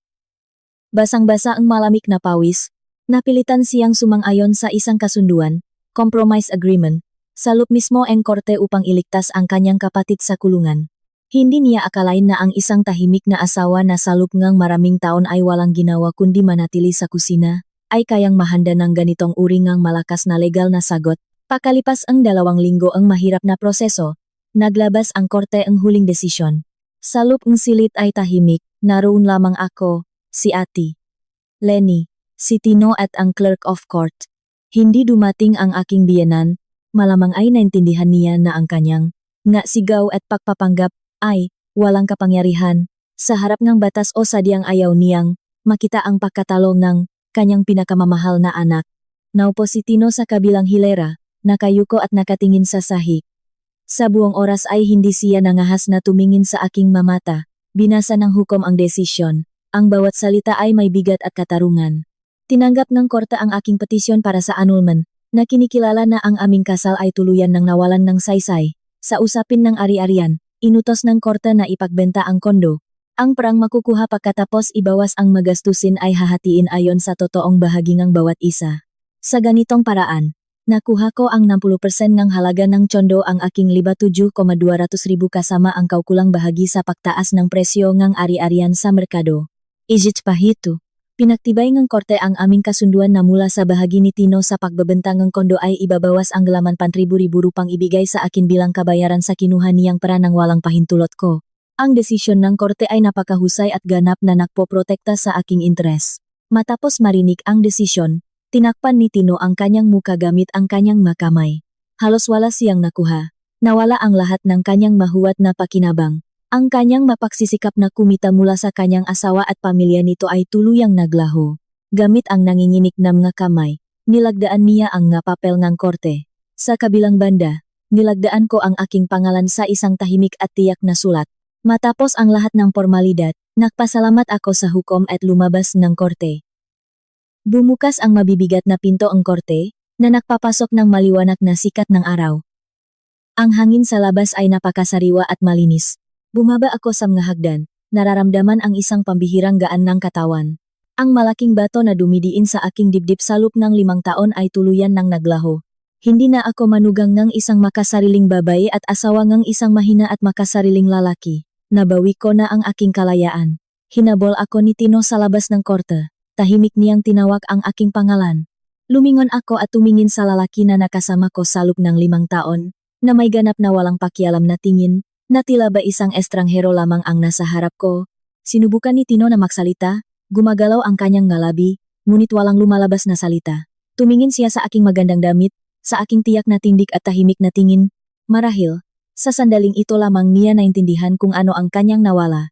Naisip niya na sinira niya gamit ang sarili niyang mga kamay ang isang tunay na pamilya at nawalan ng isang nagmamahal na babae dahil lamang sa pagkamasarili ng kanyang mga kamay, ngunit huli na ang lahat. May ngiti akong nagpaalam sa kanya ng may malamig na pakikitungo at sumakay sa sasakyan ni Ate Lenny na naghihintay sa tabi ng sada. Ang aking bagong buhay ay naghihintay sa aking harap, at ang nakaraan ay naiwan na sa likod, tuluyang isinasara ang kanyang pinto. 6 na buwan na ang lumipas mula, nang makuha ko ang desisyon ng annulment. Ang aking buhay ay nagbago ng lubusan. Ang aming kondo ay mabilis na naipakbenta sa tulong ng ahensya. At nakuha ko ang aking legal na bahagi kasama ang lahat ng kabayaran mula kay Tino. Gamit ang perang ito, binili ko ang mismong studio unit na aking inuupahan, na naging dahilan upang maging ganap akong may-ari ng sarili kong tahanan. Wala nang nagsasabi sa akin kung ano ang dapat kong gawin. At walang nagbabantay sa bawat hakbang ko. Ang aking bagong tahanan ay napupuno ng liwanag, init at magagandang halaman. Dahil wala na ang walang katapusang gawaing bahay, ibinuhos ko ang aking buong sarili sa aking trabaho. Nakbunga ang aking makapagsisikap. Ang malaking proyekto sa advertising na aking pinangunahan ay nagkaroon ng napakalaking tagumpay, na nagdala sa aming kumpanya ng makontratang nakakahalaga ng milyon-milyong piso. Sa pangkalahatang pagpupulong, opisyal na inanunsyo ng General Director ang aking pag-angat bilang Director for Development na may malaking dagdag sa sweldo at mga bonus. Ang pakilalang pamunuan at ang respeto ng aking mga kasamahan ang naging pinakamagandang kabayaran para sa aking pagod, para sa aking pag-angat sa posisyon. Nagpasya akong bigyan ang sarili ko ng regalo at bumili ng isang bagong pulang hatchback mula sa kotsehan. Nang ibigay sa akin ang nga susi, naramdaman ko ang isang pambihirang pagmamalaki. Ang kotseng ito ay binili ko gamit lamang ang sarili kong pera ng walang utang, nang walang pahintulot ng asawa o biyenan. Ito ay naging bunga ng aking sariling pagod. Dahil sa aking sariling kotse, ang aking mga paglalakbay sa lungsod at sa labas ay naging napakadali at masaya. Nagsimula akong maglakbay ng madalas, lumilipat sa Bali at Japan para sa katapusan ng linggo, nagbubukas ng nga bagong pananaw at nag-uwi ng nga larawan na may pinakamasayang ngiti. Sa huli, nagdaos ang kumpanya ng isang marangyang pagtitipon para sa mga kasosyo at pinakamahusay na empleyado sa isa sa mga pinakasikat na hotel sa Maynila. Sa gabing iyon, pumasok ako sa bulwagan sa ilalim ng managagandahang tingin ng aking mga kasamahan. Suot ko ang isang magandang sedang bestida na may kulay esmeralda, na nagpapakita ng aking anyo, kasama ang magagandang hikaw. Nang tawagin ako sa entablado upang tanggapin ang parangal bilang Employee of the Year, umakyat ako sa pulang alpombra ng may mataas na no. Sa ilalim ng palakpakan ng daan-daang tao, itinaas ko ang aking baso ng pulang alak, humigop ng kaunti, at bigla kong naintindihan na ang 5 taon ng mahirap na kasal ay hindi na sayang. Ito ay naging isang mahirap na paaralan ng buhay, na nagturo sa akin na pahalagahan ang aking sarili at huwag na huwag pahihintulutan ang sinuman na tapakan ang aking pagkatao. Ang aking malumang sugat ay nagilom na nagpabago sa akin bilang isang malakas, malaya at matagumpay na babae. Ang aking kalayaan sa pananalapi at isip ay nagbigay sa akin ng pinakamahalagang karapatan, ang karapatan na ako mismo ang magpasya kung ano ang kahulugan ng kaligayahan. Habang ginagawa ko ang aking bagong matagumpay na buhay, ang matao na dati ay walang pakundangang gumamit ng Aking kabutihan ay nagsimula ng umani ng bungangang kanilang sariling mga ginawa. Matapos ang ganulment at pag-aatian ni Ariarian, malit na halaga na lamang ganiye, perang natira kay Tino. Dahil ang malaking bahagi ng kanyang bahagi ay napunta sa pagbabayat ng mautang ni Liza sa akin. Para sa pagbiling ng bagong tirahan, ang perang ito ay sadyang hindi sapat, at napilitan siyang umupang ng isang napakaliit at hindi komportableng kwarto sa isang lumang boarding house sa dulo ng lungsod. Ang aking biyenan ay napilitang lumipat kasama ang kanyang anak sa ganitong uri ng mahirap na kondisyon. Ang pagkaunawa sa pagkawalaeng pamilya kasama ang patuloy na kawalan ng pera ay nagdala kay Tino sa isang matinding depresyon. Nagsimula siyang uminom ang alak. Pumapasok siya sa trabaho na hindi maayos ang anyo, at madalas na may amoy ng alak. Ang nga pagkakamali sa kanyang naulat ay naging normal na lamang. Pagkalipas ng 4 na buwan, dahil sa kawalan ng pasensya, tinanggal siya ng pamunuan ng kumpanya ng walang kahit anong benepisyo. Dahil sa pagkawalaeng trabaho, tuluyan nang napabayaan ni Tino ang kanyang sarili. Sa buong araw ay naupo lamang siya sa kanyang maliit na kwarto. Dinadaan sa murang alak ang kanyang kalungkutan. Ngunit hindi doon nagtapos ang mga problema. Ang aking biyenan, na sanay sa ginhawa at masarap na pagkain, ay hindi nakayanan ang mabilis na pagbabago sa kondisyon ng buhay. Dahil sa patuloy na away kasama ang kanyang anak at masamang pagkain, ang kanyang kalusugan ay mabilis na lumuba. Sa isang gabi, nakaranas siya ng stroke na naging dahilan upang maparalisa ang kaliwang bahagi ng kanyang katawan at tuluyan siyang naratay sa kama. Ang tanging pag-asa na lamang niya ay ang kanyang pinakamamahal na anak na si Liza. Ngunit sa pagkakataong ito, ang maskarangang pagmamahal ng anak ay tuluyan nang natanggal. Si Liza, dahil sa kanyang nga anak at gawaing bahay, ay halos hindi na bumibisita sa kanyang may sakit na ina. Paminsan-minsan lamang siyang pumupunta sa kanilang maruming boarding house. Sa isang gabi, dumalaw si Liza sa kanila. Hawak ang isang plastik na lalagyan ng murang pagkain na binili sa convenience store sa halagang 82,300. Dahil sa amoy ng gamot at amak sa kwarto, napaasim ang kanyang muha, walang pakialam niyang itinapon ang lalagyan sa tabi ng higaan ng kanyang ina at nainis na nagsabi, "O nanay, kainin mo yan. Wala akong oras para maupo rito kasama mo." Naghihintay ang asawa ko at mga anak sa bahay na gutom na. Hindi ko kayang hatiin ang katawan ko. At nasaan ba ang Tino na yan? Hindi man lang kayang linisin ang nanay niya. Alam lang ay uminom. Sinabi ko na sa iyo, pumunta ka na lang sa probinsya sa kapatid mo, doon ay sariwa ang hangin, dahil dito ay pinapahirapan mo lang ang buhay namin. Pagkatapos niyang magsabi nga mga masasamang salitang ito, hindi man lang tinanong ni Liza ang pakiramdam ng kanyang ina o bigyan man lang ito ng isang basong tubig para sa gamot. Mabilis siyang lumingon at umalis, sabay baksa ng pinto ng malakas. Ang may sakit na babay ay naiwang nakahiga sa kama, tahimik na umiyak sa kanyang unan. Sa sandaling iyon, pumasok sa kwarto ang lasing na si Tino, sumasuray-suray. Tumingin siya sa malamig na pagkain sa murang plastik na lalagay na nakalagay sa tabi ng higaan. Ang pagkain ito ay walang sinuman ang mag-alalang initin at maayos na ilagay sa plato. Ang anyo ang pagkain ito ay biglang nakdala ng matinding sakit sa kanyang isip. Naalala niya ang araw ng Sabadong iyon 6 na buwan na ang nakalipas. Naalala niya ang marangyang masanggawa sa matibay na kahoy, na napupuno ng 7 masasarap na putahe na nakakahalaga ng 350,000, na inihanda ng aking makamay ng may pagmamahal at pag-alaga. Ang mga makatas na alimango, ang malalambot na sukpo, ang mabangong karne. Ang tanghalian na inihanda para sa kanila, na walang pakundangan nilang niyapakan ng kanyang ina at itinapon sa basura. Walang lakas na napaupo si Tino sa maruming sahig, tinatakpan ang kanyang muha gamit ang kanyang mga kamay. Ang maluha ng huling pagsisisi ay umagos sa kanyang muha. Nagahalo sa tahimik na pag-iyak sa madilim na kwarto. Dahil sa kanyang sariling kahangalan, bulak na pagmamalaki at kagustuhang pasayahin ang kanyang makasariling pamilya, itinapon niya sa basura gamit ang sarili niyang makamay ang pinakamahalagang kayamanan sa kanyang buhay.